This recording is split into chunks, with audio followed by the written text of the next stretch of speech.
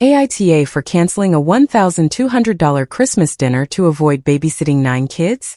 My name is Jenna and I am 27 years old. Every Saturday morning, my sister Megan drops her 2 kids off at my apartment without asking. "Thanks, Jen, you're a lifesaver," she says before hurrying off.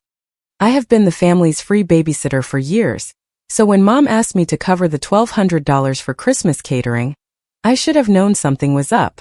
But it was worse than I imagined. I overheard Mom on the phone with my aunt saying, "Jenna can stay upstairs with the 9 kids while we adults have fun." It was not a party. It was the most expensive babysitting gig of my life, and I was the one paying for it. 3 weeks before Christmas, I was at work, trying to focus on a data analysis project, when my phone rang.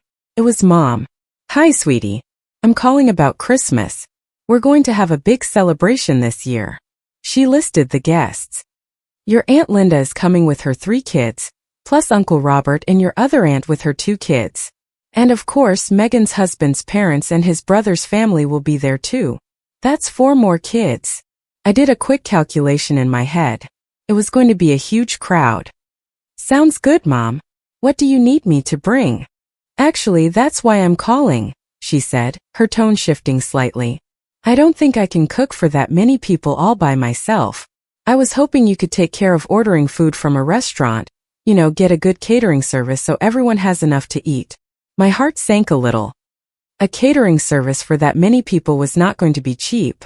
"How many people are we talking about?" "About 25 in total," she said.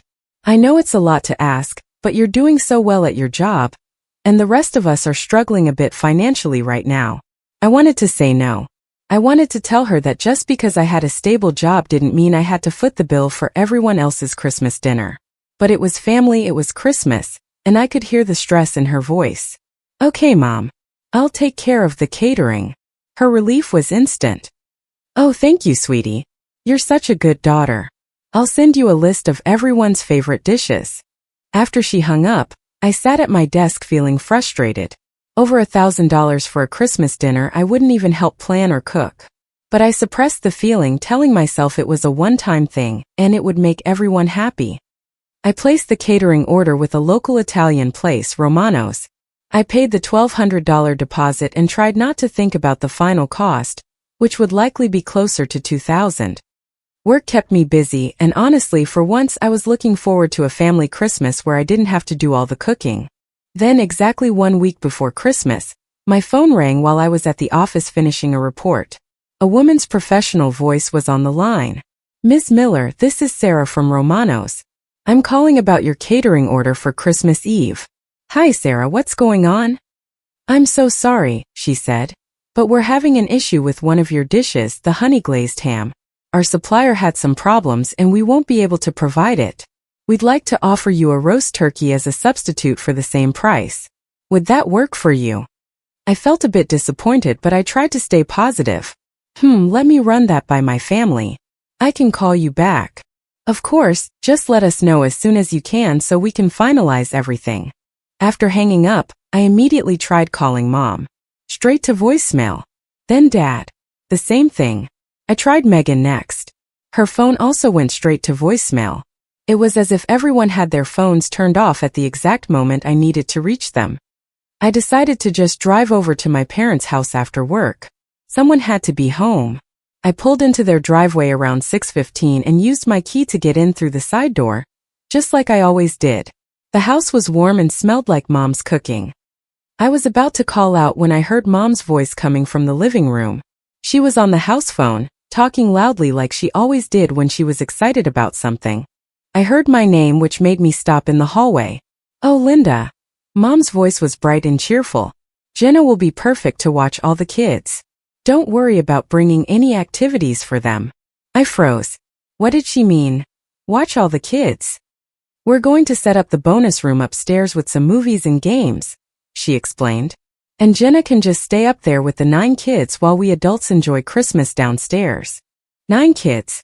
My heart started to race. I pressed myself against the wall, not wanting to be seen but unable to walk away. I know, Mom continued laughing. "It's absolutely perfect. Besides, Jenna doesn't have kids of her own, So she's not already exhausted from dealing with them all week like the rest of us parents. And she's the youngest adult in the family, so she has all that energy. I felt sick to my stomach. They were planning all this without telling me. Trust me, Linda. Bring all your grandkids. Jenna loves watching Liam and Sophie every weekend, so what's a few more kids for one day? This way, all of us adults can truly relax and enjoy ourselves for once instead of constantly chasing kids around. My aunt on the other end must have said something funny because Mom burst out laughing. Exactly. We'll just have all 9 kids upstairs with Jenna, and we can have a real adult Christmas celebration. Good wine, real conversations, maybe some card games. It's going to be wonderful. I backed toward the door as quietly as I could. My hands were shaking. I couldn't believe what I was hearing. This whole Christmas thing was an elaborate trap. They expected me to pay almost $2,000 for the food, and then spend the entire holiday babysitting 9 kids, while everyone else celebrated downstairs. I heard Mom wrapping up her conversation and saying goodbye. I waited a few seconds, then made some noise opening and closing the side door again. Mom, I'm here. I called out, trying to sound normal. Oh, Jenna, sweetie. Mom appeared in the hallway with a huge fake smile. What a nice surprise. What brings you by tonight? I fought to keep my voice steady. The restaurant called about the Christmas catering. They can't do the honey-glazed ham. They want to substitute it with roast turkey. Is that okay with everyone? She waved a hand dismissively. Oh, that sounds perfect. Turkey is delicious for Christmas. Whatever you think is best, sweetie. I walked back to my car, feeling like I might throw up. I sat in the driveway for several minutes, gripping the steering wheel and trying to process what had just happened. They had planned all this behind my back. Paying for the food, babysitting 9 kids, missing out on the real Christmas party. I would be trapped upstairs like some kind of hired help while everyone else enjoyed the celebration I was funding.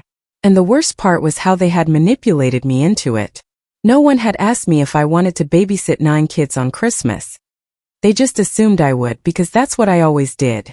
Whatever my family needed, whenever they needed it. By the time I got home, I was shaking with rage. I paced back and forth in my apartment, growing angrier by the minute. This wasn't just about Christmas. It was about how my entire family treated me, not as an adult with her own life, but as the free daycare that happened to make good money. I thought about every Saturday morning when Megan showed up with Liam and Sophie. I thought about how my parents always took her side when I tried to say something. I thought about how they made me feel guilty for wanting some time for myself. And now this elaborate Christmas trap. I was completely sick of it. I grabbed my phone and dialed Romano's. Hi, this is Jenna Miller. I placed a large catering order for Christmas Eve. The woman on the phone replied, Yes, Ms. Miller. Have you decided on the turkey substitution? Actually, I said, my voice cold and firm, I need to cancel the entire order. There was a long pause. Cancel everything. But it's only a week until Christmas. Yes, please cancel everything. Well, we can process that, but administrative fees will be deducted from your refund. You'll get about $1,000 back. That's fine. Please cancel the order immediately. All right. We'll take care of it. The refund should appear in your account in 3 to 5 business days. After hanging up, I felt a strange mix of relief and panic. I had just canceled Christmas dinner for 25 people, and they had absolutely no idea. I sat on my couch, looking at my phone, trying to remember something important. Then it hit me. About 3 months ago, my college friend Jessica had called with an invitation. Jessica and I were freshman roommates and had stayed close, even though she moved to Colorado after graduating. She worked for a tech company out there and was always posting pictures of mountain hikes and ski trips. Jenna, you have to come spend Christmas with us this year, she had said during that call in September. My family has this amazing cabin in the mountains. We always have this huge Christmas celebration with skiing, hot chocolate, the whole package. I had turned her down without even thinking about it. Sounds amazing, Jess, but I always spend Christmas with my family. Now, sitting in my apartment after discovering my family's plan, that conversation felt like a sign from the universe. I found Jessica's number in my contacts. My hands were still shaking a bit, but I felt more determined than I had in months. Her voice was as cheerful as ever. Jenna. Oh my gosh, so good to hear from you. Hi, Jess, I said, trying to keep my voice steady. I know this is super last minute, but do you remember when you invited me to Christmas at your family's cabin? Is the offer still on the table? Are you serious? That would be amazing. Yes, absolutely. We're heading up to the cabin on the 23rd. Can you make it by then? I can start driving out on the 23rd after work. Perfect. I'm texting you all the details right now. I can't wait. After we hung up, I felt a huge weight lift off my shoulders. December 23rd finally arrived. I left work early, threw my packed bags into my car, and started the drive west. I arrived at Jessica's parents' house late that night. Her parents, David and Carol, were incredibly welcoming and treated me like family from the moment I walked in. We spent the evening playing board games and laughing. The next morning, we all drove up to their cabin. It was like something out of a Christmas movie. A cozy log cabin surrounded by snow-covered pine trees. We spent Christmas Eve skiing during the day, and then headed back to the cabin for hot chocolate and dinner. Around 3 in the afternoon, my phone started buzzing. I looked at Jessica, who was sitting next to me on the couch. I guess it's time to face the music, I said. I answered the phone. Hi, Mom. Her voice was sharp and angry. Jenna, where are you? Everyone is here waiting for you. And the food was supposed to arrive an hour ago. I took a deep breath. I'm not coming to Christmas. What do you mean you're not coming? Don't be ridiculous. Get over here right now. I heard your phone conversation with my aunt last week, I said calmly. I know all about your plan to lock me upstairs with 9 kids while everyone else enjoys Christmas. There was dead silence on the other end. Then Mom's voice got defensive. I don't know what you think you heard, but you're being dramatic. I heard exactly what I heard, Mom. You were laughing about how you could dump all the kids on me because I don't have kids of my own. You never planned to include me in Christmas. You just wanted a free babysitter. I could hear her sputtering. If you don't come over here right now, we're going to go to your apartment and bring all the kids there.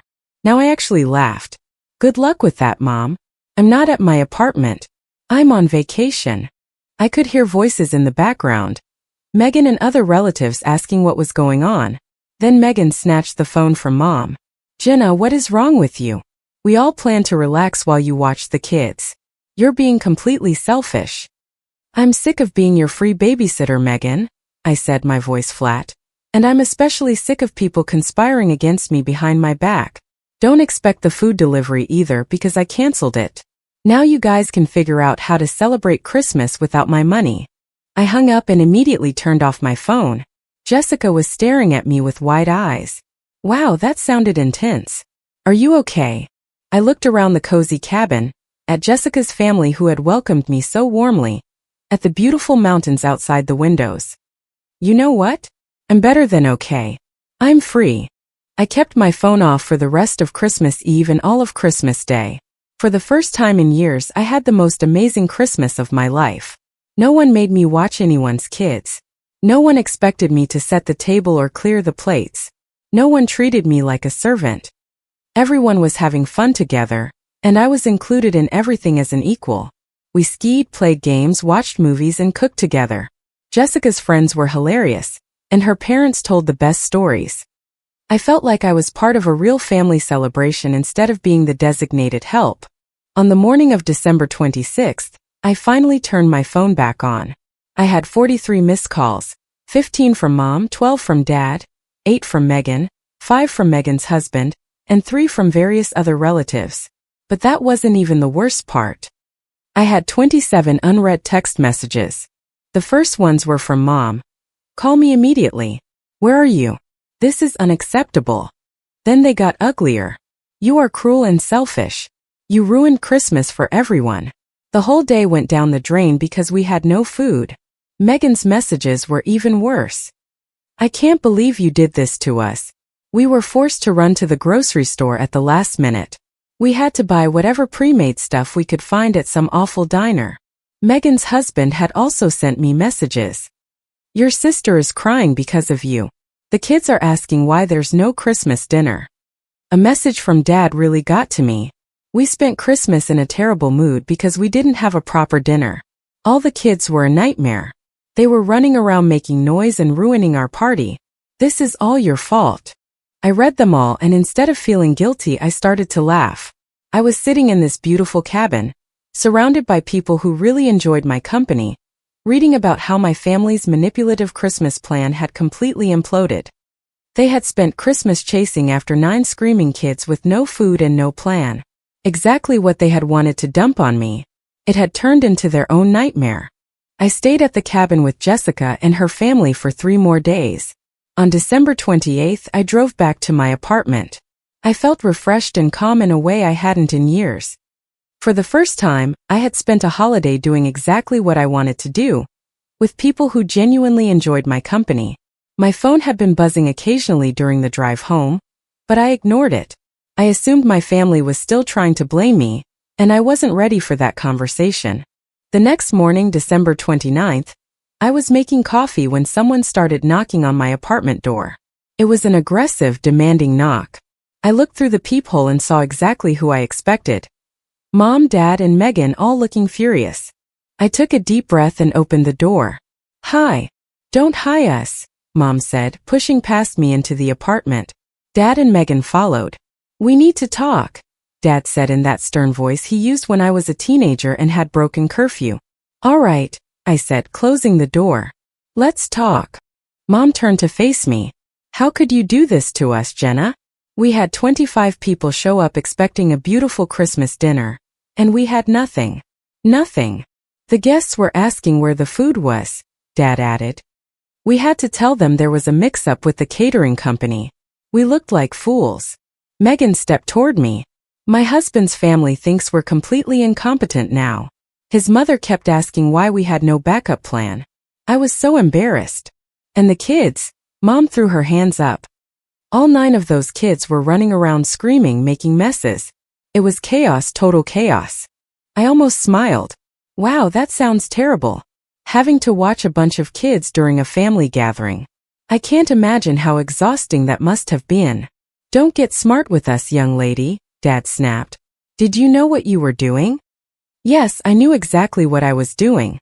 I chose not to be your unpaid babysitter and your personal catering service for Christmas. "You're our daughter," Mom said, her eyes filling with tears.